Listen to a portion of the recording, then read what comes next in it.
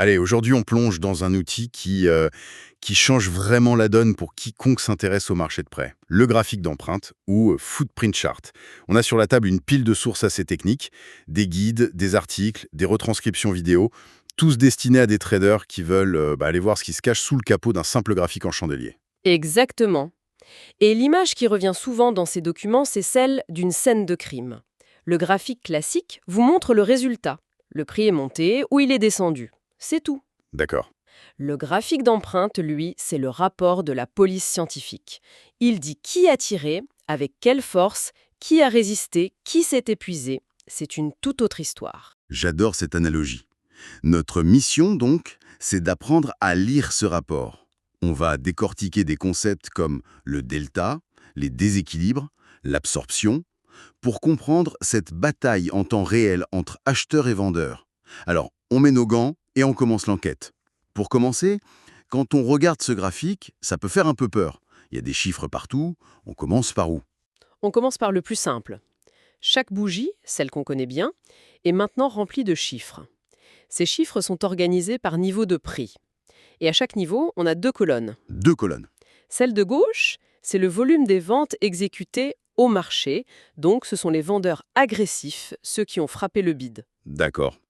Et celle de droite, c'est le volume des achats au marché, les acheteurs agressifs qui ont levé l'asque. Ok, donc on ne voit plus seulement que le prix a touché, disons, 1500. On voit précisément combien de contrats ont été vendus agressivement à 1500 et combien ont été achetés agressivement. C'est déjà une sacrée différence. Et c'est là qu'on arrive au cœur du réacteur, Le fameux delta. le delta. C'est tout bête en fait. C'est la différence entre les acheteurs agressifs et les vendeurs agressifs. La formule, c'est volume à l'asque moins volume au bid. D'accord. Si sur une bougie, 1000 contrats sont achetés au marché et 600 sont vendus, le delta est de plus 400. Ça quantifie l'agressivité nette. Un delta positif, les acheteurs gagnent la bataille de l'agressivité. Un delta négatif, ce sont les vendeurs. Et c'est là que ça devient fascinant et, pour être honnête, un peu contre-intuitif. Une des sources explique qu'on peut avoir une bougie verte qui clôture donc plus haut, mais avec un delta fortement négatif. Comment c'est possible, ça? Logiquement, si le prix monte, c'est que les acheteurs sont aux commandes, non? C'est une des premières révélations majeures du graphique d'empreinte. C'est ce qu'on appelle une divergence delta. Imaginez que le prix monte doucement.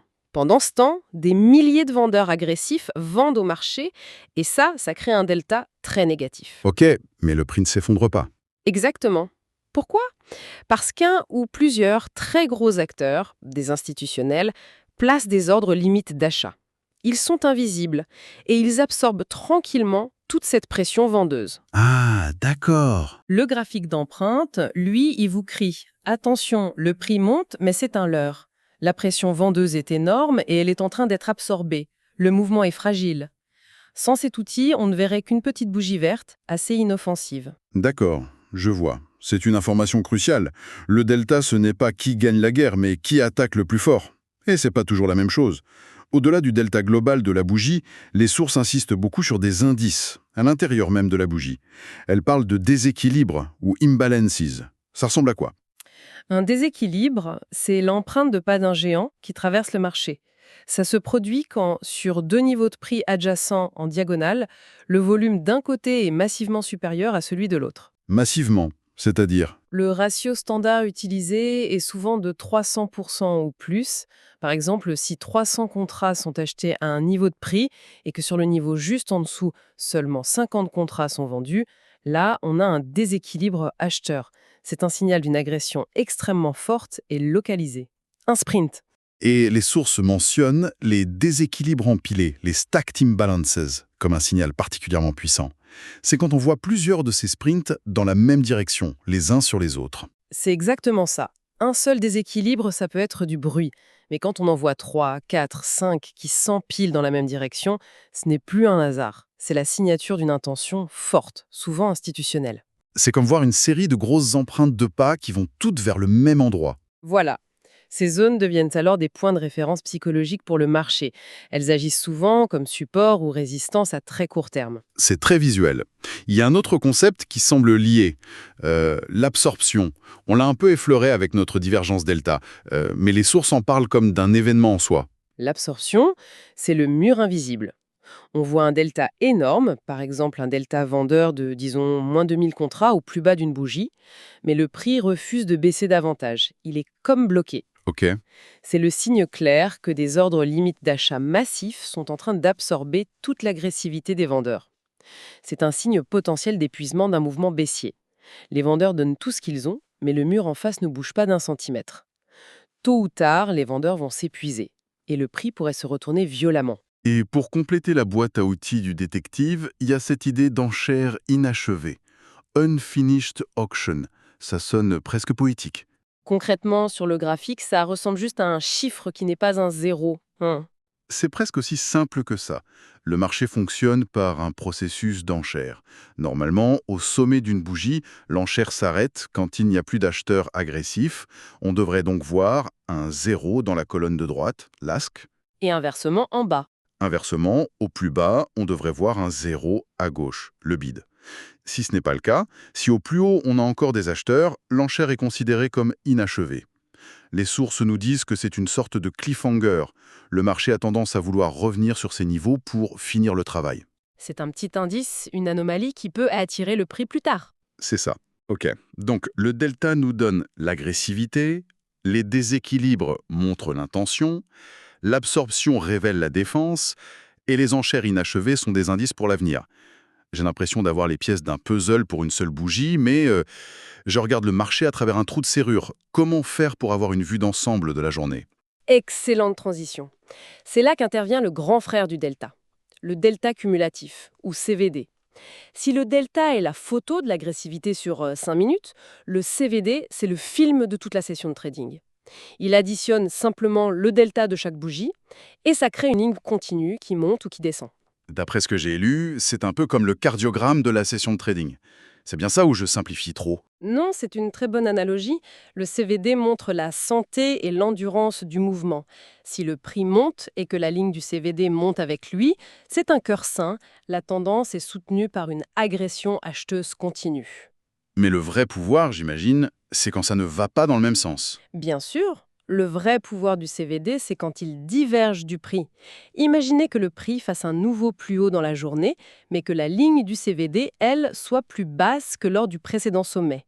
C'est un signal d'alarme majeur. Le prix monte, mais le cardiogramme s'affaiblit. De moins en moins d'acheteurs agressifs participent à la fête.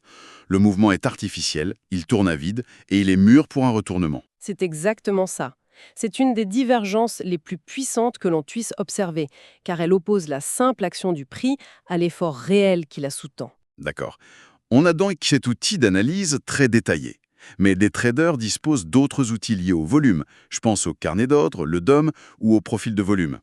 Comment le graphique d'empreinte se situe par rapport à eux? Est-ce qu'ils ne font pas un peu double emploi? Pas du tout, ils répondent à des questions différentes. C'est une question de temporalité et de nature de l'information. Le carnet d'ordre, le DOM, vous montre le futur.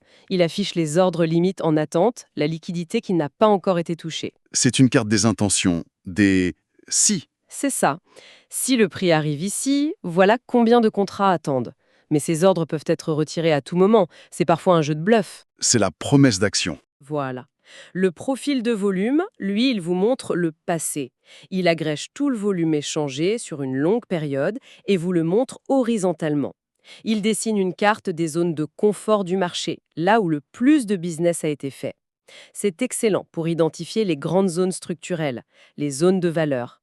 C'est la vue stratégique, la carte de l'état-major. Et le graphique d'empreinte alors? C'est le présent. Le graphique d'empreinte, c'est le présent.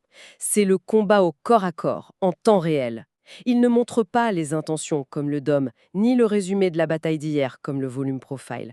Il montre ce qui se passe maintenant, à l'intérieur de cette bougie. Il répond à la question comment le prix est-il en train de passer de A à B, avec force, par épuisement. C'est l'outil tactique par excellence. Ok, c'est beaucoup plus clair. On a les intentions, la stratégie et la tactique. Maintenant, on a toutes les pièces du puzzle. Mais comment on les assemble dans le feu de l'action pour prendre une décision informée? Par où commencer concrètement? Mettons-nous en situation. Parfait. Prenons un scénario classique que les sources décrivent en détail, le faux breakout, ou la chasse aux traders piégés. Imaginez une résistance majeure, un niveau que tout le monde surveille. Le prix s'en approche, puis d'un coup il la traverse avec violence. La bougie devient verte, elle accélère. Le fameux FOMO, la peur de rater le train? Exactement. Sur un graphique classique, c'est un signal d'achat clair pour beaucoup.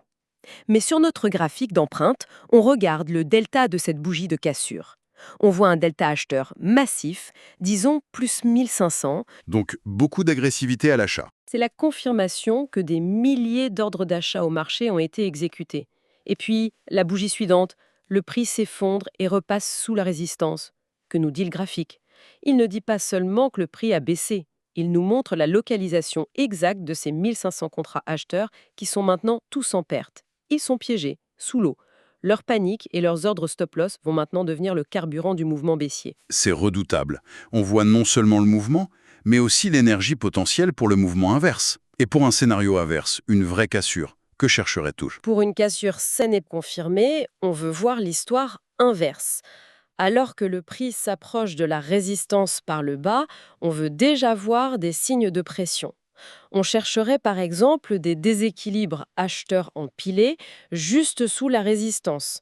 C'est le signe que des gros acteurs accumulent et poussent le prix, ils ne se cachent pas. Et au moment de la cassure?